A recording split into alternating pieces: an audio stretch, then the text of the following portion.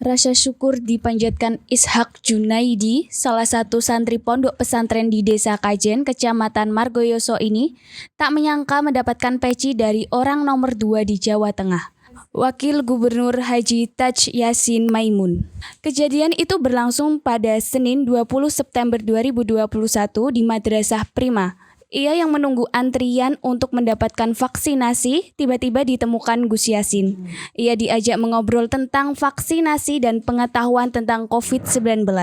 Terlihat Ishak memakai sarung kotak-kotak, menggunakan baju putih dan masker hitam. Tak lupa ada peci di kepalanya. Sayangnya, peci yang berwarna hitam itu sudah mulai pudar warnanya.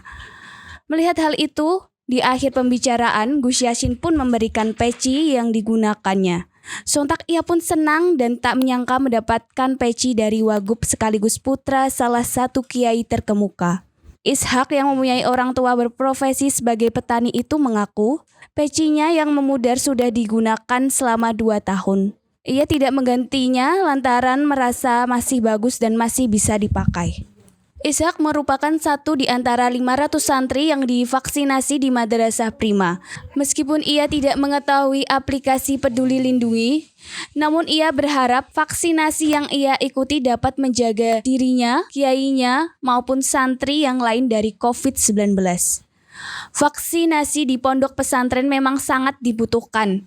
Vaksinasi ini bertujuan agar klaster COVID-19 tidak tercipta dan santri maupun pengasuh pondok dapat lebih tenang ketika melakukan kegiatan belajar mengajar. Meskipun telah divaksin, Gus Yasin mengimbau kepada santri dan pengasuh pondok untuk tetap menerapkan protokol kesehatan. Satlantas Polres Pati menggelar operasi Patuh Candi mulai Senin 20 September 2021. Operasi yang rencananya berlangsung selama 2 pekan ini tak memberlakukan sanksi tilang, namun pengendara diwajibkan untuk memakai masker. Hal ini diungkapkan oleh Kaor Mintu Satlantas Polres Pati, Ibda Muslimin. Ia mengatakan operasi Patuh Candi kali ini mengalami perbedaan daripada operasi Patuh Candi tahun-tahun sebelumnya, di mana biasanya pihaknya diberikan target oleh Polda Jawa Tengah untuk menindak pelanggar pada operasi Patuh Candi. Namun saat ini pihaknya hanya mengedepankan tindakan preventif dan preemptif. Operasi ini bertujuan untuk mengurangi angka kecelakaan di Kabupaten Pati yang masih tergolong tinggi. Meskipun demikian, bila nanti ada yang melanggar, pihaknya lebih mengedepankan edukasi. Maka dari itu, Satlantas Polres Pati menggandeng sejumlah instansi terkait seperti Satpol PP, Kabupaten Pati, dan Kodim Pati. Nantinya bagi yang melanggar akan dikenai berbagai sanksi yang tertuang dalam peraturan Bupati. Sanksi yang diberikan berupa sanksi sosial hingga denda. Adapun sanksi denda yang diberikan sebesar Rp100.000 bagi masyarakat biasa dan Rp300.000 bagi ASN. Muslimin pun mengimbau kepada masyarakat untuk tetap mematuhi protokol kesehatan dan menaati rambu lalu lintas. Perlu diketahui bahwa operasi ini Satlantas Polres Pati menyiapkan sebanyak 90 personil untuk menyukseskan operasi Patuh Candi 2021. Ia mengungkapkan personil tidak hanya dari Polres Pati, melainkan juga dari berbagai instansi seperti Dishub dan Satpol PP Kabupaten Pati, Kodim Pati, dan Subden POM. Puluhan personil ini telah disiapkan di Mapolres Pati oleh Bupati Pati Haryanto pada Senin 20 September 2021. Integritas itu loh Mas. Beliau sangat berkomitmen Pati bisa mendapat predikat WBK. Dan itu secara terbuka beliau sampaikan di media sosial, di mana-mana. Sehingga ya minta doanya jenengan semua. Unit Reskrim Polsek Ciluak telah melakukan ungkap kasus terjadinya penemuan bayi di pinggir Sungai Bledak turut Dukuh Gebang, Desa Sumur, Kecamatan Ciluak, Kabupaten Pati. Pelaku ditangkap pada Selasa 21 September 2021 pukul 11 WIB di Desa Sumur, Kecamatan Ciluak, Kabupaten Pati. Berdasarkan data dari pihak kepolisian, pelaku diketahui berinisial APT. Ia tercatat merupakan warga Kecamatan Ciluak, Kabupaten Pati. Kapolres Pati AKBP Christian Tobing melalui Kasih Humas Ibtu Soekarno mengatakan, APT dijerat dengan pasal 308 KUHP. Pihak kepolisian menuturkan bahwa telah dilakukan interogasi kepada pelaku pembuangan bayi. APT kemudian ditangkap setelah mengakui perbuatannya. Adapun saksi diantaranya Tolip warga Desa Sumur Kecamatan Celuak, Suyanto perangkat Desa Sumur, dan Dwi Puji Rahayu bidan Desa Sumur. Barang bukti diantaranya berupa 1 karung berwarna putih bertuliskan payung biru dan 1 kain berwarna ungu dengan motif batik. Sedangkan kronologi kejadian pada hari Sabtu tanggal 18 September 2021, saksi 1 melihat ada karung di bawah jembatan Sungai Bledak, turut Dukuh Gebang Desa Sumur yang disertai dengan suara tangisan bayi. Kemudian saksi 1 mendekati karung tersebut dan memanggil saksi 2. Setelahnya bayi laki-laki tersebut dibawa ke Balai Desa Sumur dan memanggil bidan Desa Sumur serta petugas Polsek Celuak dan Puskesmas Celuak. Setelahnya bayi dibawa ke Puskesmas Celuak untuk mendapatkan perawatan medis.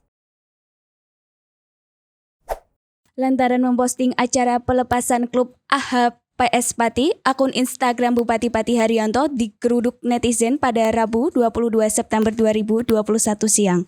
Banyak komentar yang bernada negatif meskipun tidak sedikit pula yang mendukung. Haryanto menuliskan bahwa ia bersama Wakil Bupati Pati Saiful Arifin yang notabene salah satu komisaris AHPS Pati menghadiri acara pelepasan klub untuk berlaga di Liga 2. Ia sebagai perwakilan pemerintah Kabupaten Pati pun mengaku mendukung dan mendoakan hasil yang terbaik bagi klub yang berjuluk Java Army itu. Menurutnya laga-laga yang dijalankan AHPS Pati dapat mengenalkan Pati ke kancah nasional. Postingan ini mendapat serbuan dari netizen. Berbeda dengan postingan-postingan sebelumnya yang minim komentar, postingan kali ini mendapatkan ratusan komentar. Ada yang mendukung, banyak pula yang kecewa. Kebanyakan mereka menilai klub sepak bola di bumi Minatani hanya Persipa Pati. AHPS Pati hanya klub pendatang yang belum mempunyai sejarah di Kabupaten Pati. Sampah rumah tangga mendominasi sampah-sampah yang diproduksi oleh masyarakat. Selain bisa mencemari lingkungan, sampah-sampah ini juga dinilai tak mempunyai nilai ekonomis. Namun, anggapan itu berbeda bagi salah satu warga Kabupaten Pati bernama Evi Sri Suprihati, wanita asal Desa Panggung Royom. Wanita asal Desa Panggung Royom, Kecamatan Wedari Jaksa ini mampu menyulap sampah-sampah menjadi bernilai ekonomis. Evi telah memulai pengolahan limbah rumah tangga sejak 2012 lalu. Beragam produk telah dihasilkan mulai dari kotak pensil hingga tas bergaya untuk para ibu-ibu. Ia mengaku termotivasi membuat sejumlah produk dari bahan-bahan sampah itu karena keprihatinan terhadap sampah yang ada di sekitar lingkungannya. Meski begitu, Evi masih merasa kesulitan mengajak orang-orang di sekitarnya untuk ikut andil. Produk yang dihasilkan oleh Evi pun telah melalang buana mulai dari penjualan di dalam kota hingga yang terjauh sampai ke New Zealand. Untuk saat ini dirinya menjual barang kerajinannya dengan harga antara Rp15.000 hingga Rp200.000. Harga dipatok bergantung ukuran dan kerumitan pengerjaannya. Sedangkan di sisi lain dirinya juga mengerjakan pesanan batik tulis yang memanfaatkan pewarna alam hingga pembuatan tas dari kain ekoprint maupun batik.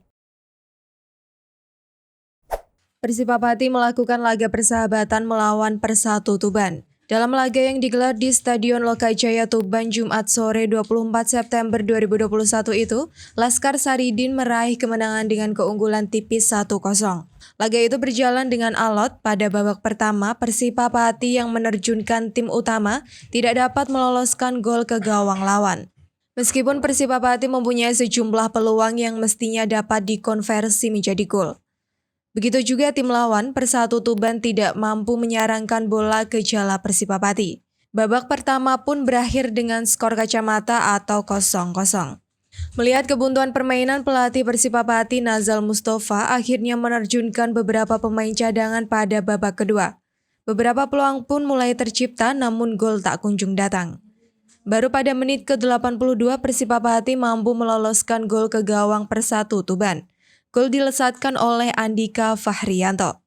Ketika diwawancara, pelatih Persipa Pati Nazal Mustafa mengaku puas dengan hasil pertandingan persahabatan ini. Namun kepuasan itu tidak untuk permainan anak asuhnya. Ketidakpuasan itu lantaran banyaknya peluang yang tidak bisa dimanfaatkan pemain inti untuk menjadikan gol. Ia menduga hal ini tercipta lantaran kondisi fisik pemain yang kelelahan setelah melakukan perjalanan 4 jam tanpa istirahat dan langsung bermain.